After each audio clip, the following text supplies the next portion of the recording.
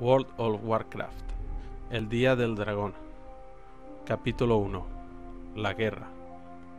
En su momento, algunos miembros del Kirin Tor, el cónclave mágico que gobernaba la pequeña nación de Dalaran, había llegado a pensar que a lo largo de su existencia, el mundo de Azeroth solo había conocido una sucesión de constantes derramamientos de sangre.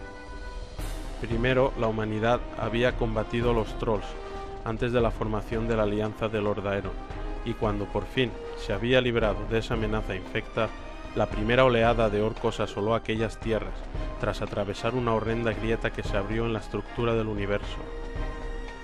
Al principio, aquellos grotescos invasores parecían imparables, pero, poco a poco, lo que parecía que iba a ser una terrible carnicería se convirtió en un desesperante equilibrio de fuerzas.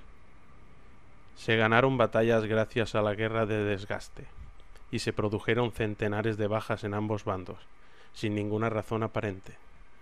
Durante años, el Kirin Tor creyó que aquel conflicto no concluiría nunca. Hasta que, finalmente, todo cambió. La alianza logró que la horda retrocediera y la derrotó de forma aplastante.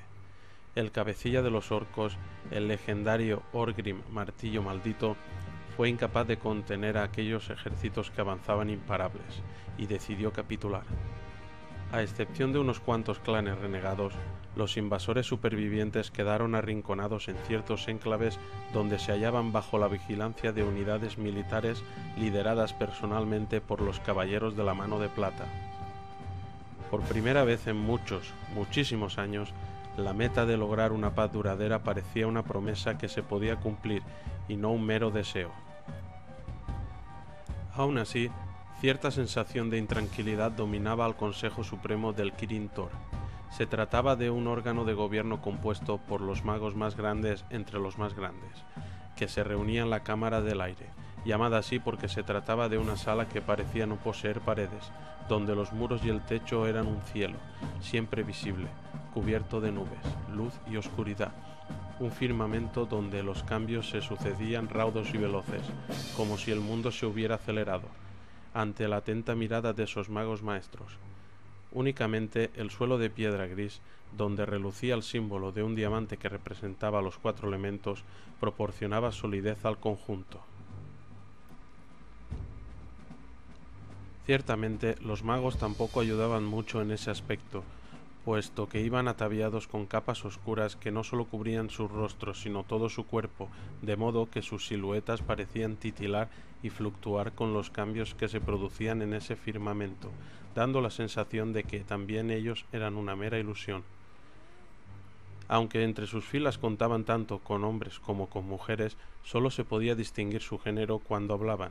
En ese momento, su rostro se tornaba parcialmente visible, si bien sus rasgos permanecían difuminados.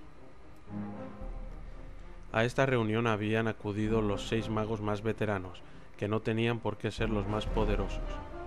A los líderes del Kirin Tor se los elige en base a diversos criterios, uno de los cuales es su dominio de la magia. «Algo sucede en Khazmodan», anunció el primer mago con un tono de voz estentórea, al tiempo que se formó fugazmente en su cabeza la tenue imagen de un rostro con barba. Por todo su cuerpo parecía flotar una mirada de estrellas. Cerca o dentro de las cavernas que domina el clan Fauth-Draco. «Dinos algo que no sepamos», le espetó la segunda maga, una mujer que probablemente tuviera más años que el primero, pero aún así seguía poseyendo una voluntad de hierro en cuya capucha brilló una luna. Los orcos que permanecen allí conforman uno de los pocos focos de resistencia orca que persisten hasta ahora, que los guerreros de Martillo Maldito se han rendido y su cabecilla ha desaparecido. Si bien el primer mago se sintió molesto por aquel comentario, repuso con calma. «Muy bien, quizá esto te interese más. Creo que a la muerte ha vuelto a las andadas». Esa afirmación le sobrecogió a todos, incluso a la anciana. La noche dio paso al día de repente, pero los magos ignoraron ese extraño fenómeno, ya que para ellos era algo que sucedía normalmente en aquella cámara. Las nubes pasaron flotando junto a la cabeza del tercer mago, quien no creía que aquello fuera cierto. «A la muerte está muerto», declaró el tercer mago. cuya silueta era la única que parecía poseer cierta corpulencia. Desapareció en el mar hace meses, después de que este mismo consejo, ayudado por nuestros magos más poderosos, lanzara un ataque mortal contra él. Ningún dragón, ni siquiera él, podría haber soportado semejante castigo. A pesar de que algunos magos asintieron, el primero replicó: ¿Y dónde está el cadáver? A la muerte no era un dragón cualquiera. Incluso antes de que los goblins cubrieran sus escamas con placas de adamantio, ya era una amenaza con el potencial suficiente como para dejar, por comparación, en una menudencia a la amenaza que suponía la horda. ¿Con qué prueba cuentas que demuestre que sigue vivo?, inquirió una mujer que se hallaba en la flor de la vida. Si bien carecía de la experiencia de los demás, era lo bastante poderosa para formar parte del consejo. ¿Con cuál? Con la muerte de 2 dragones rojos del vuelo de Alexstrasza, que han aparecido destrozados. Solo alguien de su raza y de proporciones colosales los podría haber despedazado de esa manera. Existen otros dragones de tamaño colosal. De pronto se desató una tormenta. Pese a que los relámpagos y la lluvia caían sobre aquellos magos, en ningún momento alcanzaron sus siluetas ni el suelo que pisaban. La tormenta cesó en un abrir y cerrar de ojos, y un sol abrasador apareció una vez más sobre sus cabezas. El primer mago del Kirin Tor no prestó la más mínima atención a este último fenómeno. Resulta obvio que no has sido testigo de los estragos que provocan los actos de a la muerte, porque si no, jamás te habrías atrevido a hacer esa afirmación. Puede que tengas razón, le interrumpió súbitamente el quinto mago. La silueta de un difuso semblante elfo apareció y desapareció bajo su capucha con más rapidez que la tormenta. En cuyo caso habrá que tener muy en cuenta este asunto en el futuro. Sin embargo, ahora no podemos centrarnos en ello. Si a la muerte está vivo y está atacando ahora mismo a la estirpe de su máximo rival, eso nos beneficia. Al fin y al cabo, Alexstrasza sigue cautiva en manos del clan Faucedraco, y esos orcos han utilizado a su progenie durante años para provocar múltiples derramamientos de sangre y el caos por toda la alianza. ¿Acaso hemos olvidado la tragedia de la tercera flota de Kultiras? Sospecho que el almirante Daelin Valiente nunca podrá olvidarlo. Después de todo, perdió a su hijo mayor y a todo aquel que iba a bordo de los 6 enormes navíos cuando esos monstruos leviatanes rojos cayeron sobre ellos. Casi con toda seguridad, Valiente condecoraría a la muerte con una medalla si se demostrara que esa bestia negra es la responsable de la muerte de los 2 dragones rojos. Nadie refutó esa argumentación, ni siquiera el primer mago. De aquellos navíos invencibles solo quedaban astillas y unos cuantos cadáveres destrozados que marcaban el lugar en que se había producido una tremenda masacre. De todos modos, había que reconocer que el almirante Valiente no había flaqueado en su determinación e inmediatamente había ordenado construir nuevos barcos de guerra que sustituyeran a los que acababan de ser destruidos, para poder proseguir con la guerra. Como he dicho antes, ahora mismo no podemos preocuparnos de este tema, puesto que tenemos que tratar asuntos mucho más urgentes. ¿Te refieres a la crisis de Alterac, verdad?, inquirió el mago barbudo con una voz cavernosa. ¿Por qué debería preocuparnos más la guerra subterránea entre Lord Aeron y Stromgarde que el posible regreso de a la muerte? Porque ahora Gilneas se ha convertido en parte del problema. Una vez más, todos aquellos magos se estremecieron, incluso el sexto, que no había hablado hasta entonces. Acto seguido, la sombra de un tanto corpulento se acercó a la silueta elfa. ¿Qué le importa a Gengris las riñas de esos 2 otros reinos por el control de ese lamentable trozo de tierra? Gilneas se encuentra en el extremo de la península meridional, en un rincón remoto de la Alianza, al igual que Alterac. ¿Acaso hace falta que responda a esa pregunta?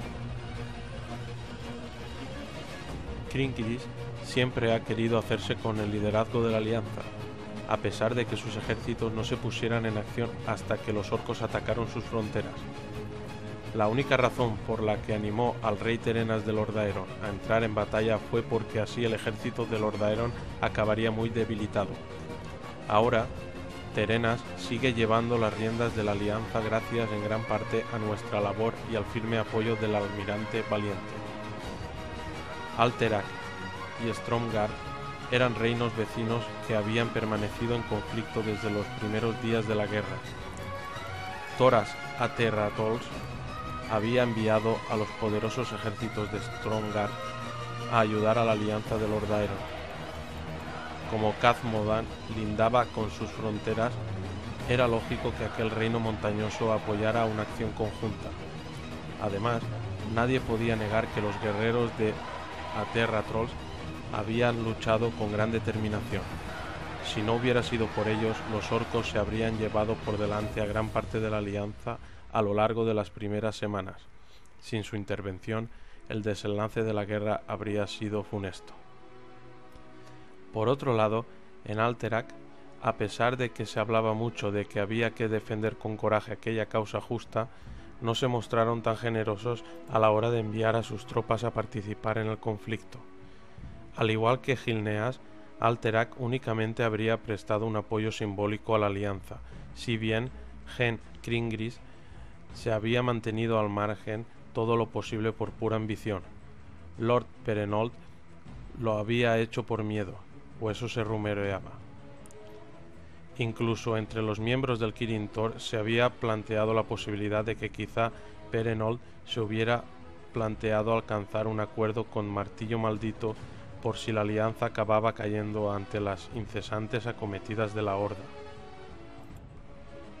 El paso del tiempo demostró que aquel temor era fundado. Perenold había traicionado a la alianza efectivamente, pero por suerte ese cobarde acto de deslealtad no había durado mucho. Terenas, al enterarse de esa felonía, había entrado con las tropas de Lordaeron en Alterac y había decretado la ley marcial. Como en aquel momento se hallaban inmersos en la guerra, a nadie le había parecido oportuno quejarse al respecto, y a Stromgarde menos aún. Pero ahora que reinaba la paz, Thoras Aterra-Trolls había exigido que, a cambio de los sacrificios que había hecho, Stromgarde debería anexionarse toda la parte oriental de su traidor vecino. Terenas no era de la misma opinión. Además, seguía planteándose si debía anexionar Alterac a su reino o colocar en su trono a un nuevo monarca mucho más razonable, presumiblemente a alguien que simpatizara con la política de Lordaeron. Sin embargo, Stromgarde había sido un aliado leal e incondicional a lo largo de toda la guerra, y se sabía que Thoras Aterra-Trolls y Terenas se admiraban mutuamente. Por eso mismo resultaba tan triste que ese conflicto político los enfrentara ahora. Gilneas, por su parte, no mantenía ningún vínculo especial con ninguna de las tierras inmersas en el conflicto, puesto que siempre había permanecido bastante aislada del resto de naciones de Occidente. Tanto el Kirin Tor como el rey Terenas eran plenamente conscientes de que Gen Cringris solo quería intervenir en la guerra para aumentar su prestigio, y quizá también para hacer realidad sus sueños de expansión. Por otro lado, uno de los sobrinos de Lord Perenold había huido a aquellas tierras tras la traición de su tío, y se rumoreaba que Cringris apoyaba sus pretensiones al trono. Si Gilneas lograba establecer una base en Alterac, podría acceder a ciertos recursos de los que carecía ese reino del sur, y tendría la excusa perfecta para enviar a su poderosa flota a cruzar el Mare Magnum, lo cual, a su vez, provocaría que Kul Tiras entrase en la ecuación, ya que aquella nación marítima se mostraba muy celosa de su soberanía naval. Esto acabará con la alianza, masculló la maga más joven, de acento peculiar. Aún no hemos llegado a ese punto, señaló el mago elfo, pero quizá lo hagamos pronto. Así que no podemos perder el tiempo preocupándonos por esos dragones. Si a la muerte está vivo y ha decidido reanudar sus planes de venganza contra Alexstrasza, no pienso oponerme a él. cuantos menos dragones haya en este plano de la existencia, mejor. Sus días en este mundo han llegado a su fin. Tengo entendido que, en el pasado, los elfos y los dragones fueron aliados, incluso amigos, que se respetaban mutuamente, afirmó alguien con un tono de voz carente de matices, que no permitía deducir su género.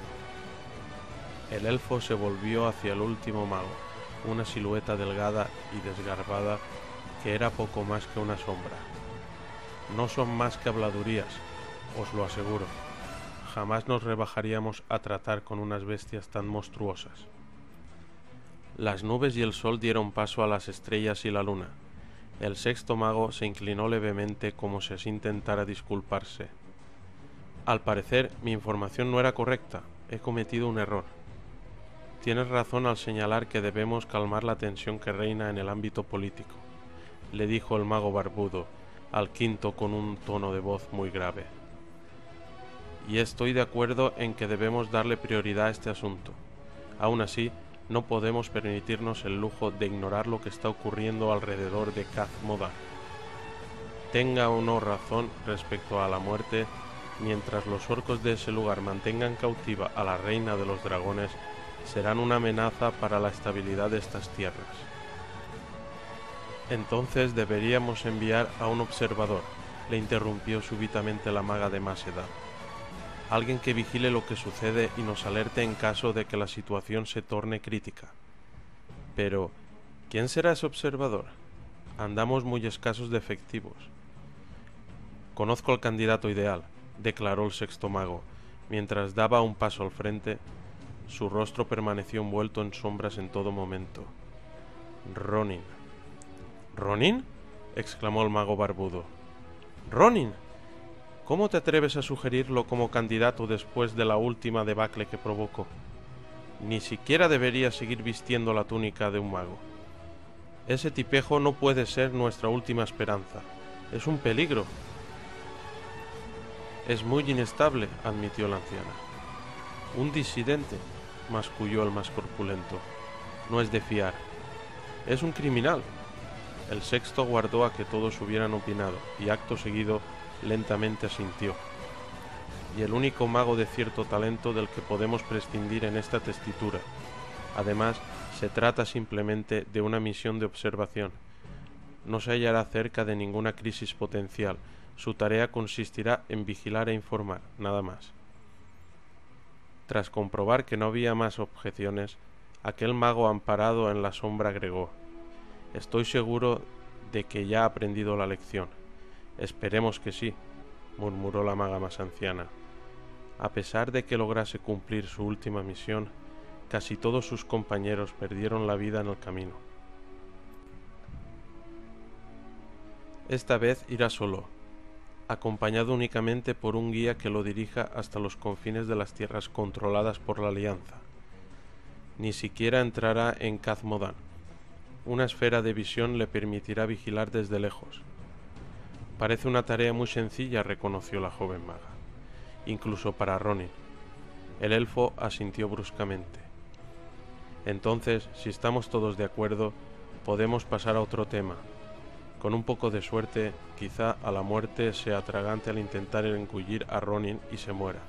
Así no tendremos que preocuparnos más por ninguno de los dos, dijo al tiempo que escrutaba a los demás.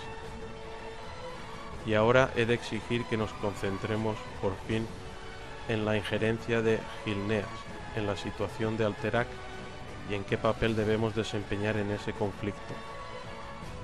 Llevaba las 2 últimas horas de pie en esa postura, con la cabeza agachada y los ojos cerrados. Estaba totalmente concentrada.